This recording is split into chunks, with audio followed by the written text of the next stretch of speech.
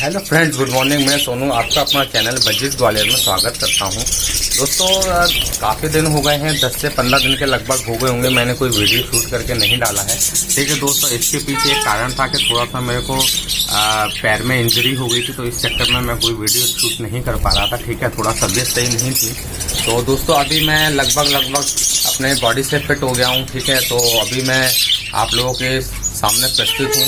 तो दोस्तों आज हम एक वीडियो लेके आए हैं जो बहुत ही अच्छा वीडियो है। ठीक है, इस वीडियो को आप सुनेंगे, देखेंगे तो इसमें जो नियम है उनको अगर आप फॉलो करेंगे तो जरूर आपको एक अच्छी ब्रीड मिलेगी। ठीक है दोस्तों, तो दोस्तों इसी को ध्यान में रखते हुए मैंने सोचा क्यों ना आज 10 से 12 दिन बाद जो हम एक शुरुआत दोबारा वीडियो की करेंगे, तो फिर कोई एक अच्छी वीडियो के ऊपर ही बात क्यों ना करी जाए। दोस्तों देखिए, आज अपन बात करेंगे वो है ये है कि आपको बरसात के सीजन में, रेन सीजन में आपको अपने बजीज पैरेट के चिक्स, बजीज पैरेट के मेल फीमेल, या ये कहें कि बजीज पैरेट की कॉलोनी या केज को किस तरीके से आपको देख रेख करना है, किस तरीके से आपको सावधानी बरतनी है जिससे आपके चिक्स एक्सपायर ना हो और जिससे आपके मेल फीमेल है वो भी एक्सपायर ना हो। ठीक है, और एक अच्छी ब्रीड मिले। तो इसके लिए इस टॉपिक पे आज हम बात करेंगे।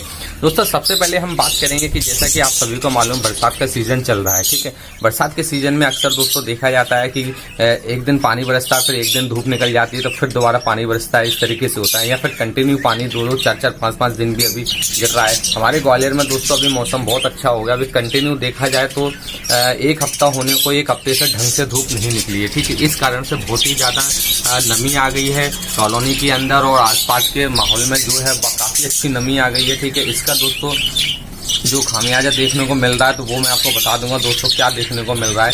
ठीक है, तो दोस्तों इसी के ऊपर अपन सबसे पहले बात करेंगे। सबसे पहले आपको विशेष ध्यान ये रखना है कि बरसात का मौसम जो होता है, इस मौसम में दोस्तों नमी बहुत होती है। ठीक है, नमी की वजह से धूप ने कोई भी चीज जो होती है वो गीली सी रहती है, उसमें मॉइस्चर टाइप का रहता है। ठीक है, चाहे आपके बजीज पैरेट की कॉलोनी की केज की जाली वगैरह ना हो, उस पर भी आप हाथ लगा के देखेंगे तो एक अजीब सा ही देखने को महसूस होता है। उसके बाद में बजीज पैरेट के फर्श की बात करेंगे, जो आपका फर्श रहता है जमीन में, उसकी बात करेंगे तो उसमें भी आप देखेंगे नमी देखने को मिलेगी। और जो बजीज पैरेट की मटकी वगैरह होती हैं, जो चिक्स होते हैं, उसमें भी आपको नमी देखने को बहुत मिलेगी। क्योंकि दोस्तों धूप निकलती नहीं है ढंग से, इस कारण से नमी काफ़ी ज़्यादा हो जाती है। ठीक है, और ह्यूमिडिटी भी ज़्यादा हो जाती है, तो इस वजह से फिर बहुत ज़्यादा दिक्कत आती है। दोस्तों इसको आपको सबसे पहले, इसके लिए आपको क्या करना होगा, इसके लिए आपको अपनी कॉलोनी को कम से कम 3 साइड से कवर करना होगा। ठीक है, या केज है तो उसको भी 3 साइड से कवर करें।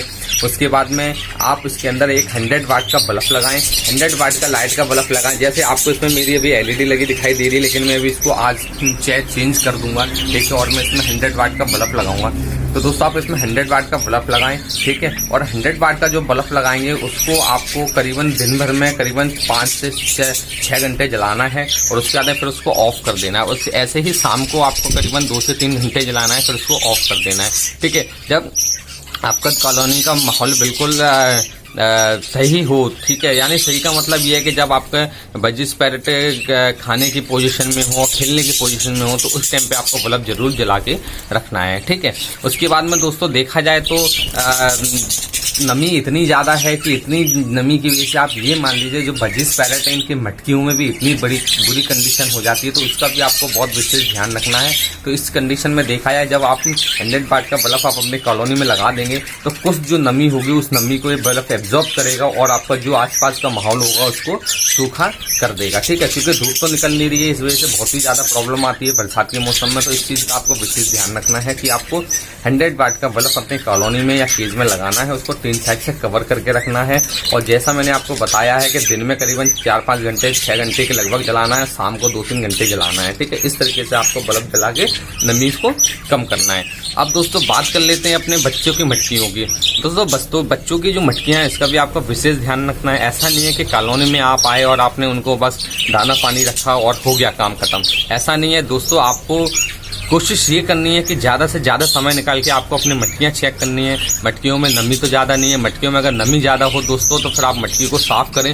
और मटकी को साफ़ करने के बाद में दोस्तों आपको जो ये कंगनी दाने का जो छिलका दिखाई दे रहा है, आप इस कंगनी दाने के छिलके को मटकी के अंदर डाल सकते हैं, ठीक है। इससे भी काफ़ी मटकी में जो नमी होती है वो कम हो जाती है। ये जो मटकी के अंदर रहता है तो उसमें फिर बच्चे आसानी से बैठ जाते हैं और उसमें भुरभुरापन रहता है। तो कई एक दोस्तों भाइयों को मैंने देखा है मटकी तो काफ़ी दिनों में साफ़ करते हैं, ज़्यादा साफ़ करते नहीं है, इस वजह से उनके जो बच्चे होते हैं वो चिक्स होते हैं वो एक्सपायर होना शुरू हो जाते हैं। दोस्तों वो किस तरीके से एक्सपायर होते हैं वो मैं आपको बता देता हूँ। जैसे आपने मटकी साफ़ नहीं की है, मटकी में नमी ज़्यादा है, तो मटकी में जो उनकी बीट वगैरह रहती है वो बीट वगैरह उनके पैरों में लगती है, वो बीट उनके शरीर में लगती है, वो बीट उनकी जो चोंच होती है उस चोंच में लग जाती है और चोंच को फिर पैक कर देती है। जब चोंच को पैक कर देती है, जब मादी फीड कराने आती है तो बच्चा चिल्लाता तो है लेकिन उसका मुंह खुलता नहीं है, उसका मुंह दिखता नहीं है मादी को, फिर वो उसको फीड नहीं करा पाती है और इस कंडीशन में बच्चे अपने एक्सपायर हो जाते हैं। तो दोस्तों ये बहुत बड़ा बिंदु है आपके लिए, ठीक है, बहुत बड़ा पॉइंट है आपको बजिस कॉलोनी को सक्सेस करने के लिए, बच्चों से अच्छे मतलब मेल फीमेल से एक अच्छी ब्रीड लेने के लिए और बच्चों को पालने के लिए बहुत बड़ा पॉइंट है दोस्तों। इस पॉइंट को आप बहुत गहराई से समझें कि दोस्तों अक्सर मैंने देखा है, मैं अपनी खुद की बात करता हूँ, अभी मैं 3-4 दिन से जब मैं पैर में इंजरी की वजह से प्रॉब्लम में था तो मैं कॉलोनी में ज़्यादा नहीं आ पा रहा था, सिर्फ दाना रख करके वापस हो जाता था। तो इसी सूरत में मैंने दोस्तों देखा है कि अभी मेरे कुछ बच्चों के जो मुंह थे उनमें बीट लगी हुई थी और वो मुंह में बीट लगी होने की वजह से जो बच्चे हैं वो फीड नहीं कर पा रहे थे। उनकी जो कॉक होती है, उनका जो खाने की थैली होती है दोस्तों वो पूरी खाली थी, पिचकी हुई थी। लेकिन दोस्तों मुझे अनुभव था, मुझे एक्सपीरियंस है, तो इस आधार पर दोस्तों मैंने अपने पैर की इंजरी को ध्यान में ना रखते हुए कॉलोनी की पूरी सफाई करी, कॉलोनी की एक एक मटकी को चेक किया दोस्तों, और उसके बाद मैंने दोस्तों बच्चों को मरने से बचाया। क्योंकि मुझे मालूम था कि मैं 4 दिन से 5 दिन से कॉलोनी में नहीं गया हूं तो जरूर मटकियों में कुछ ना कुछ गड़बड़ चल रही होगी, ठीक है। एक कंडीशन ये भी होती है बच्चों के अपने खत्म होने की। दूसरी कंडीशन दोस्तों ये होती है कि जब अपने नर और मादी ऐसे अच्छा मौसम होने पर बरसात में जब क्या करते हैं ब्रीड मैटिंग करते हैं तो बच्चे भी ज्यादा निकालते हैं, ठीक है। जब बच्चे ज्यादा निकालते हैं तो दोस्तों एक मादी की मिनिमम जो मैक्सिमम की बात करेंगे, मैक्सिमम जो उनके बच्चे पालने की क्षमता होती है वो 6 बच्चे होती है, ज़्यादा ज़्यादा आप 7 बच्चे मान लीजिए। इससे ज़्यादा मादी बच्चों को नहीं पाल सकती, इससे ज़्यादा बच्चों को पालेगी तो मादी भी वीक होगी और बच्चे भी कमज़ोर पैदा होंगे, क्योंकि फिर ज़्यादा एग शेल निकलेंगे तो फिर ज़्यादा बच्चे होने पर मादी भी कमज़ोर होगी और मादी जब कमज़ोर होगी तो एग शेल भी कमज़ोर होंगे और एग शेल कमज़ोर होंगे तो फिर बच्चे भी कमज़ोर होंगे। लेकिन 6 से 7 बच्चे तक मादी पाल सकते, इससे ऊपर मैक्सिमम बच्चे नहीं पाल सकती मादी, ठीक है। तो इस कंडीशन में दोस्तों होता क्या है कि जब मादी 4-5 बच्चे पालती है, ठीक है, तो उस कंडीशन में जो बच्चे होते हैं, कुछ बच्चे ऐसे भी हैं, क्या बच्चे ऐसे ही होते हैं दोस्तों कि जैसे एक बच्चा आज हुआ तो दूसरा बच्चा एक दिन छोड़ के दूसरे दिन निकलेगा। तो इस तरीके से बच्चे होते हैं, उनमें भी 1-2 दिन का बड़े छोटे का अंतराल होता है। तो इस तरीके से दोस्तों जो आखिरी में बच्चे निकलते हैं वो बच्चे जब छोटे रह जाते हैं तो वो बच्चे भी आपकी मटकी में जो बच्चे पहले निकले होते हैं उन बच्चों के नीचे दब जाते हैं और इस तरीके से वो एक्सपायर हो जाते हैं। तो दोस्तों जब कोई बच्चा एक्सपायर हो जाता है, मटकी के अंदर सड़ गलसा जाता है, ठीक है, 4-5 दिन में अपन ध्यान नहीं देते हैं तो उसका भी बहुत ज़्यादा प्रभाव जो अपने हेल्थी चिक्स होते हैं, हेल्थी बच्चे होते हैं उनके ऊपर पड़ता है। तो दोस्तों इसलिए आपको मटकी का भी विशेष ध्यान रखना है। ये नहीं है सिर्फ दाना रख दिया और काम हो गया, ठीक है, आपको मटकी का भी विशेष सफाई का ध्यान रखना। जो मैंने आपको कंगनी शीट के छिलके बताएं ये आप मटकी के अंदर सफाई करने का डाल दें, उसके बाद में उन बच्चों को डाल दें, छोड़ दें मटकी में, तो आपकी मटकी भुरभुरी रहेगी। फिर आपको 3 से 4-5 दिन तक मटकी साफ नहीं करनी पड़ेगी, ठीक है। उसके बाद में दोस्तों अब अपन बात करेंगे सॉफ्ट फूड की। सॉफ्ट फूड की बात करेंगे दोस्तों, जो गर्मी का मौसम लगता है, गर्मी के मौसम से लेकर के आपके बरसात तक का मौसम, या ये कहें जब तक आपकी हल्की हल्की ठंड आना शुरू नहीं हो जाती तब तक के मौसम की अपन बात करेंगे दोस्तों। उसमें आपको सॉफ्ट फूड की बहुत ज़्यादा ध्यान रखना है, ठीक है। सॉफ्ट फूड आप सिर्फ इतना दें जो आपके बजिस पैरेट जो है वो 1 से 2 घंटे के अंदर अंदर उसको खा करके ख़त्म कर दें, ठीक है। ज़्यादा उसको ना क्या कहते हैं रखने दें, ठीक है। और ज़्यादा अगर रहेगा उसके अंदर तो फिर वो उसको खाएंगे और फिर छोड़ देंगे, फिर खाएंगे तो इस तरीके से उनको मोशन लगने की दिक्कत होगी, जैसा कि मैंने और वीडियो में भी जिक्र किया है। अब दोस्तों इसमें आपको सबसे पहले ध्यान ये रखना है कि आप वीक में 1 दिन एग फूड दे दें, ठीक है। हफ्ते में 1 दिन आप इनको गेहूं वगैरह बाजरा वगैरह भिगा के दे दें और बाकी के बचे हुए जो 4 दिन बचे हैं दोस्तों इनमें आप सिर्फ बॉयल राइस दें, ठीक है। चावल को उबाल करके दें, इसके अलावा और कोई सॉफ्ट फूड ना डालें, ठीक है। और चावल भी इतना दें सिर्फ ये 1 से 1.5-2 घंटे के अंदर खा करके खत्म कर दें। तो इस तरीके से दोस्तों आपको जो बजिस पैरेट की कॉलोनी है उसको आपको कंगनी दाना और बॉयल राइस और एक दिन गेहूं भिगा करके, बाजरा भिगा करके, और एक दिन आपको एग फूड पे रखना है, ठीक है। इसके अलावा और किसी भी सॉफ्ट फूड को आपको यूज करने की, देने की आवश्यकता नहीं है। जैसे कि सब्जी की बात करेंगे, और कई एक भाई वगैरह हैं जो फल वगैरह भी अगर डाल देते हो बजरी पैरेट को, तो वो सब ये देने की आपको आवश्यकता नहीं है। सॉफ्ट फूड में दोस्तों चावल की बात करेंगे। चावल एक ऐसा फूड है जो जल्दी डाइजेस्ट हो जाता है, ठीक है, और इससे अपने बजिस पैरेट जो होते हैं इनको मोशन भी नहीं लगता है, ठीक है। ये दोस्तों एक बहुत बड़ा सॉफ्ट फूड वाला भी बिंदु है। अगर आप अपने बजिस पैरेट को सॉफ्ट फूड में चावल देंगे, ठीक है, तो आपके बजिस पैरेट को मोशन नहीं लगेगा और आपके बच्चों का भी मोशन नहीं लगेगा, और आपके बच्चों की मच्छियां भी गीली नहीं होंगी और बच्चे आपके एक्सपायर नहीं होंगे। यदि आप गेहूं ज्यादा देंगे और एग फूड ज्यादा देंगे तो फिर इससे इनको मोशन लगने की शिकायत हो सकती है, बच्चे एक्सपायर हो सकते हैं। अब दोस्तों अपन बात करेंगे सबसे बड़े ऑल ओवर जो बात करेंगे, अपन सफाई की बात करेंगे।